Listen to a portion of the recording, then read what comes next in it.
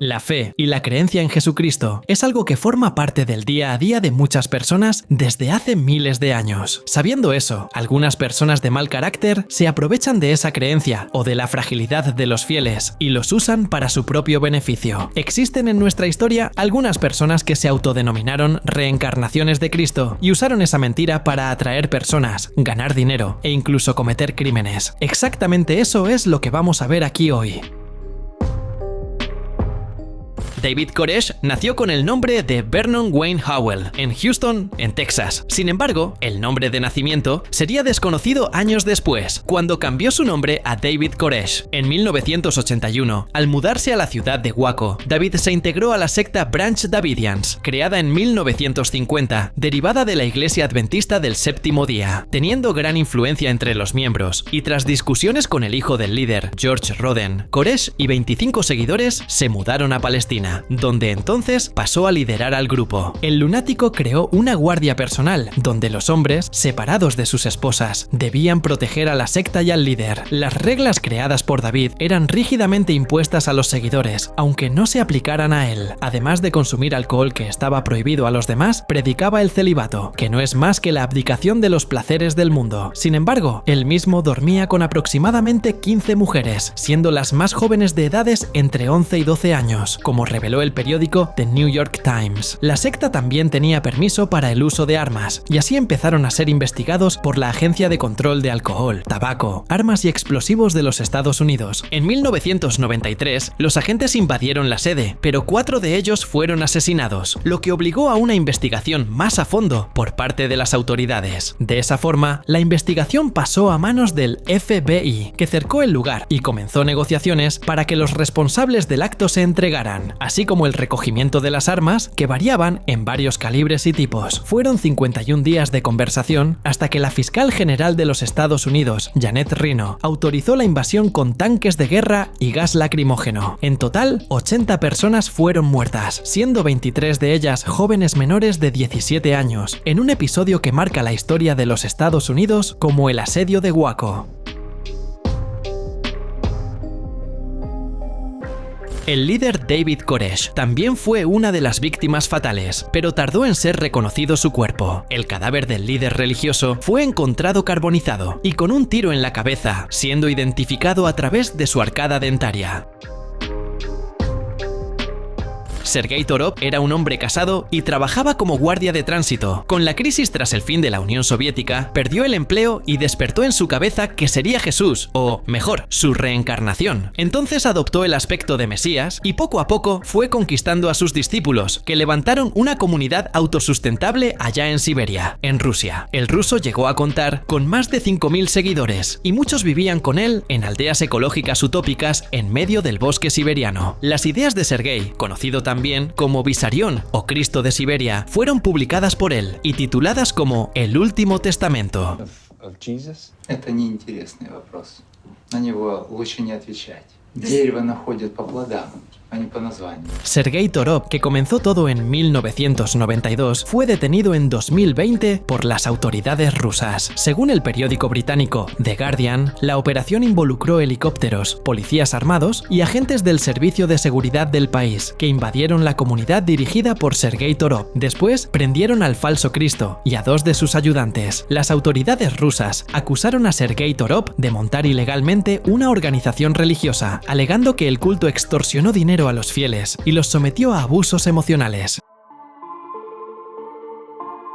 Jim Jones fue otro de esos falsos profetas que comenzó su proyecto utópico en 1956 en el estado estadounidense de Indiana. A pesar de promover curas milagrosas fraudulentas, Jones promovía ideales igualitarios, como imponer vestimenta modesta para los asistentes a los cultos, distribución de comida gratuita e incluso el suministro de carbón para familias más pobres en el invierno, lo que atrajo un inmenso contingente de fieles de perfiles raciales más diversos. A mediados de los años 60, el templo del pueblo se mudó a California, California, considerada más abierta a ideales como los defendidos por el pastor. En los años siguientes, el movimiento ganó popularidad suficiente para que Jones circulara entre los poderosos líderes de la época y así quedara reconocido. Pero la secta también despertó sospechas e investigaciones de los medios estadounidenses, que exploraron relatos de disidentes sobre un supuesto estilo mesiánico y dictatorial del pastor. La repercusión llevó a Jones a buscar refugio en Guyana, donde consiguió permiso de las autoridades locales en 1974 para arrendar un terreno en medio de la selva y crear una comuna lejos de ojos más curiosos. Jonestown, como fue bautizado el asentamiento, tenía una escuela, bungalows y un pabellón central, además de espacio para que los habitantes plantaran verduras y hortalizas. El pastor y cientos de seguidores se mudaron allí a mediados de 1977. La única forma de contacto con el mundo era una radio de ondas cortas. Hubo relatos de que Jones promovía un régimen dictatorial, marcado por castigos severos y la presencia de guardias armados para intentar evitar fugas. En 1978 entonces, Jim empezó a implantar en la cabeza de sus seguidores una conspiración de los servicios de seguridad estadounidenses contra ellos, y así deberían cometer una especie de suicidio colectivo, lo que de hecho ocurrió y fue considerado el mayor de la historia. We committed an act of revolutionary protesting the conditions of an inhumane world. Todo ocurrió cuando el congresista Leo Ryan viajó a Guyana con una delegación de 18 personas para visitar Jonestown. Tras negociar la entrada en el lugar, la visita ocurrió el 17 de noviembre. Al día siguiente, Ryan y 4 personas más murieron a tiros en una pista de aterrizaje próxima al asentamiento. Pocas horas después, ocurrió el suicidio colectivo, resultando en el fallecimiento de innumerables personas, incluida la de Jim. Los periodos posguerras causaron grandes inseguridades en diversos países. Después de todo el sufrimiento y la destrucción, los rumbos de la humanidad permanecieron inciertos en los años siguientes. Muchas personas tenían miedo de que una gran tercera guerra mundial pudiera estar próxima y, por consecuencia, eso acabaría poniendo fin a la existencia humana en la Tierra. Siguiendo ese precepto, Shoko Asahara creó Aum Shinrikyo, que se hizo popularmente conocida como Culto de la Verdad Suprema. Asahara y sus seguidores creían, entre otras cosas, que el mundo acabaría en un futuro enfrentamiento global entre naciones, y solamente sus integrantes iban a sobrevivir. El grupo fue responsable de diversas muertes en los años 90, incluso en el ataque con gas sarín en un metro de Tokio. En el año 1995, 5 miembros de la secta lanzaron coordinadamente diversas bolsas con el gas transparente e inodoro en diversos trenes de la ciudad de Tokio. En total, fueron 13 víctimas fatales y 6.000 heridos. Varios de ellos quedaron en estado vegetativo tras inhalar el gas. Con la investigación, Asahara fue detenido y en 2004 condenado a la pena de muerte. El líder fue ejecutado por ahorcamiento en un centro de detención en Tokio el 6 de julio de 2018, a los 63 años.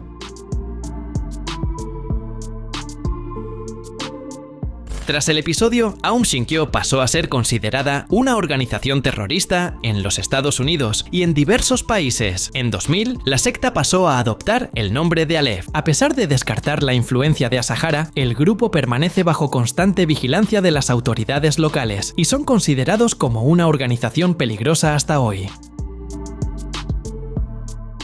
Wayne Bent, conocido como Michael Traverser, entre sus seguidores se decía un nuevo profeta y preveía el fin del mundo para el 31 de octubre de 2007. Con sus palabras y el don del convencimiento, acabó atrayendo a muchos seguidores, pero obviamente no acertó la fecha del fin del mundo, lo que generó cierta desconfianza entre algunos de sus seguidores. Pero eso era apenas el comienzo. Wayne también decía a algunas discípulas que Dios le ordenaba tocarlas sin ropa, y por ser muy devotas al líder, así obedecían. Según relatos, Wayne también mantenía relaciones sexuales con algunas de sus discípulas, alegando ser una orden divina. Un documental sobre la secta acabó saliendo al aire, y los relatos de desnudez con abusos salieron a la luz. De esa forma la policía actuó. El 30 de diciembre de 2008 fue condenado a 10 años de prisión por tocar los pechos de una chica de 16 años, entre otras acusaciones.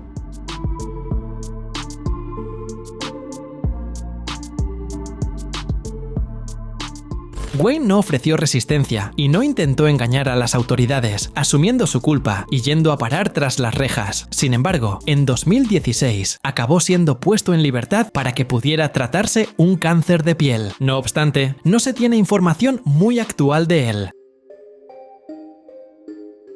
Marshall Applewhite creía ser la reencarnación de Jesucristo y por eso fue internado en una clínica psiquiátrica de Houston. Sin embargo, en vez de recibir el tratamiento adecuado, allí fue animado por la enfermera Bonnie Lou Nettles a montar su propia secta. Según Nettles, el encuentro entre ambos había sido premeditado por alienígenas, enviados a la Tierra por Dios, para cumplir las profecías sagradas. De esta forma, Marshall Applewhite y Bonnie Lou Nettles crearon la secta Heaven's Gate. En 1974, los líderes pasaron a reclutar miembros para la secta. A los discípulos se les llamaba tripulantes y creían que la Tierra sufriría algún tipo de cambio, y la única forma de sobrevivir sería saliendo del planeta, pero para eso debían abandonar todas sus características humanas. En general, el grupo renunció a bienes materiales y pasó a vivir en una comunidad, donde debían compartir todo, desde dinero hasta las tareas domésticas. Los hombres, a su vez, fueron obligados a renunciar al sexo, como forma de librarse de los deseos mundanos, y para eso pasaron por procesos de castración. Además, se implementaron diversas reglas muy rigurosas en la secta. Sin embargo, fue en 1997 el caso más chocante y, consecuentemente, el fin de la secta. En total, 39 miembros, entre 26 y 72 años de edad, fueron encontrados muertos en una mansión de San Diego, el 26 de marzo de 1997. Según la pericia, las personas vestían camisas y pantalones negros y zapatillas nuevas de la marca Nike. El grupo ingirió fenobarbital mezclado con jugo de manzana y vodka. Luego se acostaron en sus camas y colocaron bolsas plásticas en sus cabezas para provocar asfixia. Forçados a isso de forma alguma.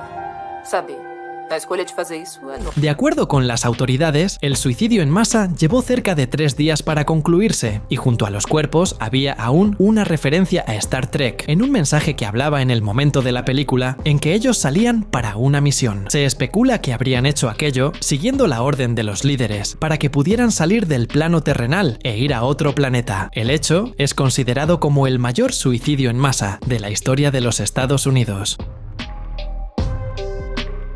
En 1979, mientras hacía un ayuno, Alvaro Teis llegó a la conclusión de que era Jesucristo renacido. Recibió un mensaje divino en forma de una voz en su cabeza. En los días que siguieron, abandonó el nombre antiguo y pasó a referirse como Inri Cristo, un homenaje a la inscripción Iesus Nazarenus Rex Judaeorum, hecha por el gobernador Poncio Pilatos, en la cruz donde Jesús murió. Inri vive con 12 de sus discípulos, 3 hombres y 9 mujeres, en un complejo cercado de alambre de púas y cerca eléctrica, en la ciudad satélite de Gama, a 35 kilómetros del Eixo Monumental de Brasilia, en Brasil, ciudad a la que él llama Nueva Jerusalén. Los discípulos de Inri están siempre vestidos con ropa azul del color del cielo. Recibieron nuevos nombres, todos empezando con la letra A. La más joven, Alara, fue llevada a Nueva Jerusalén por sus padres cuando aún era niña. 25 años después, se convirtió en su asistente personal, encargada de separar ropa y encender el iPad para despejar la relación con el Jesús original. Nacido en Nazaret, Inri habla públicamente sobre su vida pasada, hace 2000 años, pero mucho cambió desde los días de los evangelios. Ama la tecnología y reinterpreta los últimos versículos de la Biblia a la luz de los inventos modernos. Es claro que, como no podría ser diferente, el hombre sufre muchas críticas que vienen de todos lados, que lo llaman fraudulento. Principalmente ahora, en tiempos de redes sociales, un mesías como él se autodenomina, necesita lidiar con muchos más críticos, reseñas y comentarios anónimos que Jesús, cuando vivo, enfrentó. El estatus de figura pública en Facebook permite que Inri Cristo sea evaluado por las personas como si fuera un establecimiento, y la evaluación baja de 3.3 refleja muy bien lo que la gente piensa de él. Alan John Miller es un profesor espiritual australiano que afirma ser la reencarnación de Jesús de Nazaret. Inició un movimiento espiritual llamado Verdad Divina en Queensland, Australia, en 2007. Su pareja, Mary Susanne Luck, afirma ser la reencarnación de María Magdalena. Todo comenzó en 1997, cuando Alan afirmaba recibir intensas experiencias y demostraciones divinas que le indicaban ser Jesús y que debía progresar en dirección a Dios. En 2004, sin embargo, cuenta que esas señales se intensificaron aún más en 2004. En esa época Alan, que ya se intitulaba como La reencarnación de Jesús, vagaba por diversos lugares presentando sus enseñanzas a enormes multitudes reunidas para oír su palabra. Desde entonces viene intentando reunir más seguidores, y claro que, a pesar de conseguirlo, también hay quien lo critique, principalmente después de que Alan, ahora conocido como Jesús, abrió un sitio llamado Verdad Divina, que contiene clases y agenda de sus eventos y conferencias. Créelo, recibe dinero por eso. Why divine love doesn't flow all the time to most people is because they're unwilling to have the awakening as to the perception of their true self. Alan sufre diversas acusaciones de personas no solo en Australia, sino también en todo el mundo, por hacerse pasar por Jesús y engañar a las personas vendiendo sus clases y conferencias, todo apenas para llenar su bolsillo. Según informaciones, incluso una investigación había comenzado contra el supuesto profeta, pero no tenemos mucha información al respecto. No olvides suscribirte para ver más videos como este.